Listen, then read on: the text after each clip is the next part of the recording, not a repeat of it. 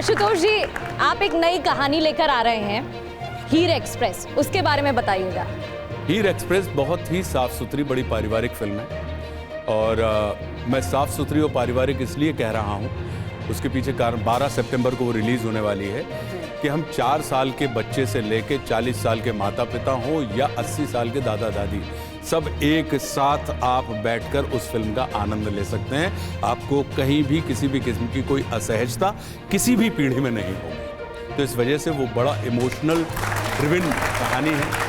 हीर एक लड़की है, एक लड़की की पूरी यात्रा है और कैसे जीवन में वो अपने जीवन में उन तमाम संघर्षों को, सपनों को पूरा करती है।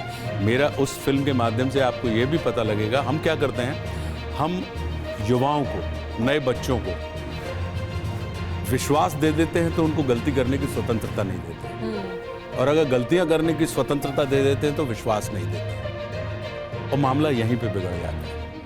हमें सबसे पहले अपने युवा बच्चों को विश्वास देना चाहिए और साथ में उनको गलती करने की स्वतंत्रता देनी चाहिए, तो उनसे चूक होगी, क्योंकि एरर और मिस्टेक कितनी बड़ी बात आप कह रहे हैं। फिल्म की हीर तो हार नहीं मानती है, लेकिन यहाँ भी बहुत सारी हीर बैठी हैं, ये युवा लड़कियाँ बैठी हैं, युवा बैठे हुए हैं। ये कभी कभी समाज से हार मान जाते हैं। इन्हें हम क्या बताएं, क्योंकि ये कहते हैं कि समाज इन्हें क्यों ये बताए कि ये क्या खाएं, ये कहाँ जाएं, ये क्या पहने, ये किसके साथ और कहाँ जा सकते हैं। ये देखिए क्या है, हमारा ये मानना है, सबसे पहली बात तो ये जो हार मानने वाली बात कही है, तो हर व्यक्ति के लिए, मैं विश्वास कीजिए, मैं स्त्री पुरुष की दृष्टि से नहीं देखता, मेरी दृष्टि चेतना की दृष्टि है।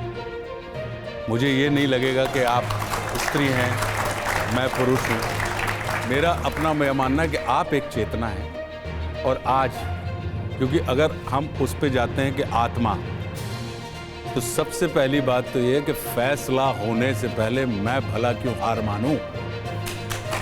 फैसला होने से पहले मैं भला क्यों हार मानूं, और जग अभी जीता नहीं है, मैं अभी हारा नहीं। तो सबसे पहले तो जीवन में ये एक दृष्टिकोण हमें रखना चाहिए। दूसरी बात जो आपने कही कि समाज, कि क्या ये आज की दास्तान है? नहीं, लेकिन समाज को तो अब तक बदल जाना चाहिए था ना। अब हम आज भी 2025 में भी हम वही चर्चा कर रहे हैं जो हम अब ये विचार का प्रश्न कर रहे थे। विचार का प्रश्न ये है कि हम आज भी जो सबसे आत्मा हो, परमात्मा हो या महात्मा हो, सबको अपनी पूर्णता के लिए माँ का आश्रय लेना पड़ता है। आप आनंद देखिए इस बात का कि इस जगत में जो सबसे सशक्त है, उसके सशक्तिकरण के लिए हम प्रयास कर रहे हैं, और आनंद इस बात का है कि सशक्तिकरण की जो आयोग बनाए जाते हैं उसमें 75% पुरुष होते हैं। इस पे विचार हम करें। हमारा ये मानना है कि सशक्त हैं। आपको जब हम पुरुष बन के हम बैठते हैं तो हम क्या करते हैं, हम ये करते हैं कि सशक्त का मतलब है कि स्त्री को पुरुष के जैसा बनना चाहिए और पुरुष को स्त्री के जैसा बनना चाहिए ना। इस जगत में जितने भी ग्रह हैं सब पुल्लिंग हैं, एकमात्र पृथ्वी है जो स्त्रीलिंग है। क्यों? क्योंकि पृथ्वी ही है जिस पर जीवन है, बाकी किन्हीं ग्रहों पे हमें अभी तक जीवन नहीं मिला। तो जहां जीवन है, मेरा ये मानना है कि ये एक दूसरे के प्रतिद्वंदी हैं ही नहीं, एक दूसरे के पूरक हैं। क्या अंतर है?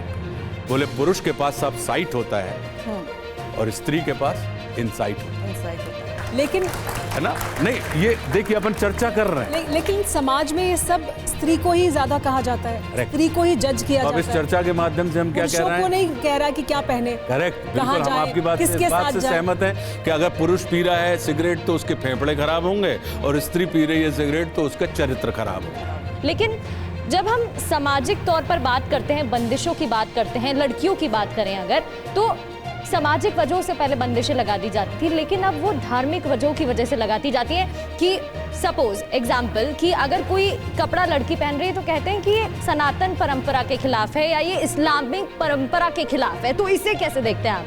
ये क्या आज का विषय? क्या धार्मिक वजह है? मैं ये कह रहा हूँ कि ये आज का विषय है क्या? संविधान आने के पहले लेकिन चर्चा आज हो रही है। संविधान आने के पहले किस चीज के ऊपर चर्चाएं होती, कौन था जो नियम बनाता था? तो ये हमारे और आपके लिए, सबके लिए विचारणीय विषय है। लेकिन समाज का ये सत्य तो है ना राणा साहब कि आज भी, आज के इस हालात में जिस तरीके से ये सोच सामने आती है वो सवाल खड़े करती है। जहां आप ये कहते हैं कि अगर लड़की 3-4 लड़कों के साथ दोस्ती करती है, उठती बैठती है, वो शादी के बाद अच्छी बहू नहीं बन सकती, चरित्र तक पर सवाल उठा दिया जाता है। अब देखो, आप उन चीजों की चर्चा कर रहे हैं, मैं ये कह रहा हूँ कि यहाँ पे जितनी बच्चियां बैठी हैं, आप और हम सब हैं, हमारी सकारात्मक कहानियां कभी आपने समाज के सामने लेके आई? ये TV 9 की जिम्मेदारी है। आपको लोग देखते हैं, आपको सुनते हैं, मतलब TV 9 से मतलब किसकी जिम्मेदारी है? जिस दिन मीडिया संवाद दिखाने लगेगा, उस दिन इन विवादों की कहीं कोई जगह नहीं रहेगी। अब आपको भी विवाद में रुचि है। जब हमारी भी विवाद में ही रुचि है, तो फिर जो बच्चे हैं वो भी तो यहाँ बैठना चाहते हैं। तो जब यहाँ बैठने के लिए उनको क्या करना पड़ेगा? संवाद मत करो, एक विवादास्पद स्टेटमेंट दो तो ये हमें तुरंत यहाँ पे बुला लेंगे। मैं ये कहता हूँ कि इस देश में क्या सबके साथ ऐसा हो रहा है? मेरे इर्द गिर्द तो मैंने ऐसा नहीं देखा कि किसी किस्म की कहीं कोई इस तरीके की बंदिशों की जरूरत पड़ी। मेरी 5 बहनें हैं सगी, और मेरी 6 भाभियां हैं, और मेरी पत्नी को मिला के 7, मेरी भतीजियां हैं, मेरे बच्चे हैं। मेरा जीवन बचपन से लेके आज तक ना मैंने मेरे परिवार में, ना मैंने मेरे परिवेश में कभी किन्हीं इन चीजों के ऊपर डिस्कस करते हुए आज की तारीख में देखा। क्यों? क्योंकि उनको सबको पता है कि भाई शव यात्रा में जा रहे हो तो सूट पहन के नहीं जाओगे, और शोभा यात्रा में जा रहे हो तो लंगोटी लगा के नहीं जाओगे।